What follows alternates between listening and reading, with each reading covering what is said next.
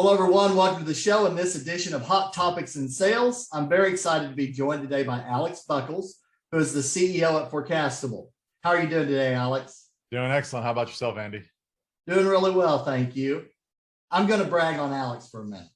So he's not only the CEO of a budding sales tech startup, but he's also starting a nonprofit for individuals with autism and plans on dedicating the rest of his life to that mission after his eventual exit from Forecastable. Can you tell us about that? Sure. So my son has autism, so it's very personal for me.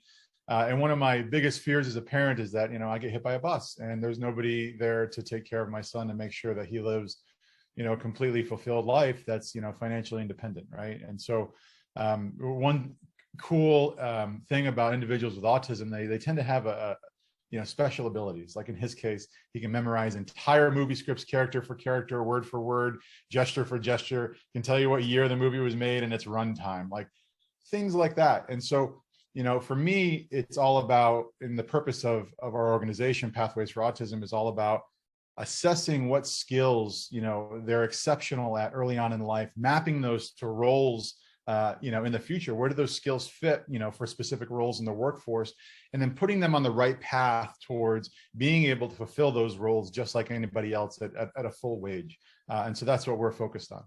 That's awesome. I love that. So kudos to you for that. You and I are going to be talking about some hot topics in sales today, along with some secrets to success. So we were talking offline, and I learned about an awesome story involving why you started Forecastable. Can you tell us about that? It wasn't such an awesome story. It was a pretty big loss. It still hurts. But basically, rewind back to December of 2017. I'm in a deal with a Fortune 1000 company. I've been working it for like 7 or 8 months. I'm all the way up in the C-suite. I'm working with a global head of marketing. And even though they're a Fortune 1000 company, they only had like a very, very tiny marketing team. So I'm dealing with CMO, and I'm dealing with a practitioner who's going to kind of take over as a system admin and be the kind of the day-to-day user of the platform that we were selling. And, like a good rep, I went ahead and got some executive alignment done. I had the president of my company involved with their CMO, just, hey, making sure everything's good, making sure everything's in check. We're all buttoned up. Does he prefer our product over others? And this guy loved me. He loved our product. He was committed to buying from us. And then around, I don't know, December 17th, like just before Christmas, you get that call saying, hey, we went with a competitor. And that one was particularly shocking for me. One, because I thought for sure, including my president, that we were getting that deal. And then two, we were owned by a private equity firm that had great variable compensation plans. So I was going to make about $400,000 commission check on a 1.3 million ARR deal. That's life-changing money. And we lost. And at the end of the day, I thought that CMO was both our decision maker and our economic maker. But I think what really happened is that the chief financial officer, whom I did not have a relationship with, was likely the economic buyer.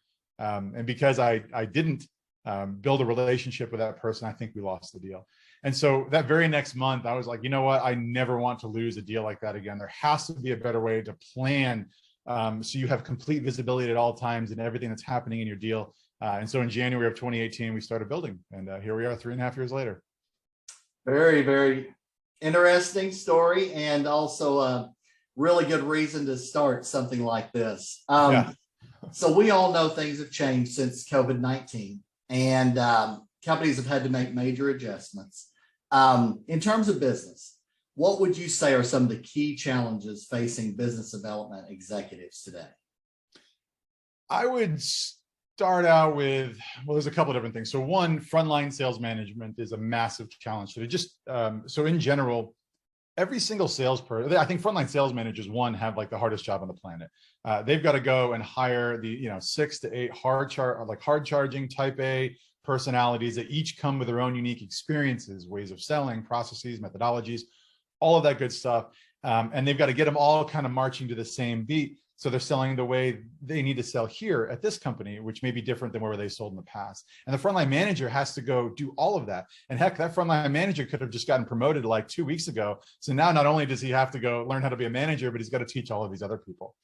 And then you go up, many levels to the chief revenue officer, they've got to have 30, 40, 50 frontline managers that are all doing the same thing. And so for me, I think the challenge that most people are facing today is that there's not enough education or enablement on the frontline manager side, and that for chief revenue officers to scale their sales organizations, they've got to nail that process down. Otherwise, it's just gonna be random and sporadic at best.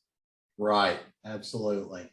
And I would say the second thing is recently I was reading up about a statement that a data point that Gartner put out, which kind of shocked me a little bit. I'm going to write about this because it's worth talking about, and it impacts us, the sales profession in general. And so Gartner wrote that 33% of buyers today desire a seller-free experience. And that number escalates to 44% when you're talking about the millennial demographic, right? And so when I read that, I'm like, I believe Gartner's data, it's great. I'm sure that they think they want a seller-free experience. But what do you think the reality of a seller-free experience is? It's going to be a disaster. Buyers have one of the hardest jobs on the planet. And why? Because there are so many options today, and there's such an overwhelming amount of information, much of which is conflicting with other pieces of information you're looking at. And then you've got internal stakeholders you're debating with because they have their own opinions and data sources and stuff like that.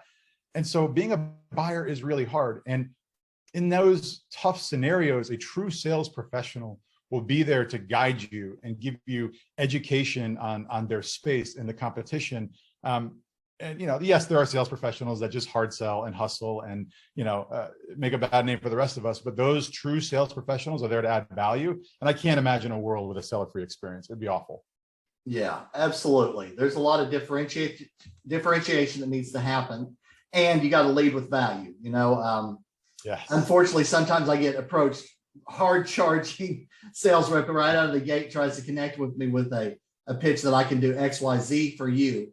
And they don't even know, if that's an area of interest yet, so right. It takes consultation to get through the sales process. In terms of success, what are two key things that people involved in business development should know? So one, great sales process will serve you for your entire career.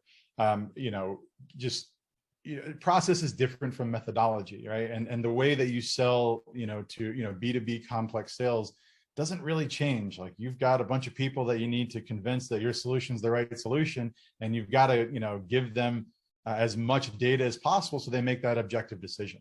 And so when you follow a really disciplined sales process and you get that down now, it won't change. It'll serve you for the rest of your career and pay dividends. So nailing that today is really important. Second, specific to selling complex sales, is generating group consensus. Generating group consensus is the name of the game today. It's going to be the name of the game 10 years from now, 20 years from now.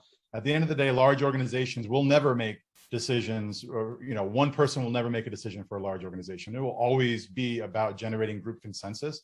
And if you discipline yourself and build that skill set up now to systematically generate that group consensus and get really good at it, again, there's no stopping you. You can do whatever you want with your sales career, period. Absolutely. Totally agree. Been involved in a lot of sales processes that involve a team, they always do. And so you've got to get the consensus, like you said. What would you say as a final word of advice for our friends listening or watching today?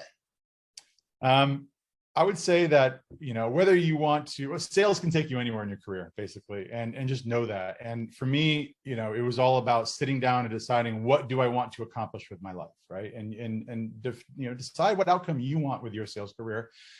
And no matter what that outcome is, you can achieve it with a sales career. So whether you want to just buy a big house and have fast cars, or you want to start a nonprofit, or you want to take your life savings and start a startup, I mean, hey, that's your right? But it gives you the options to go and do that. And so just manage your career with that in mind, and you'll do exceptionally well. Great advice. I totally agree. And what's the best ways for people to connect with you?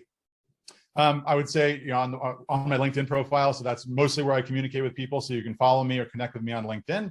And then secondarily, you can go to our website, which is forecastable.com. Very good. Well, Alex, I've had a lot of fun talking with you both offline and here on the podcast. I really appreciate you coming on with me today. Thank you for having me. I appreciate it, Andy. Take care. Thank you. And that'll do it for this edition of Hot Topics in Sales. We'll see you guys soon. Take care, everybody.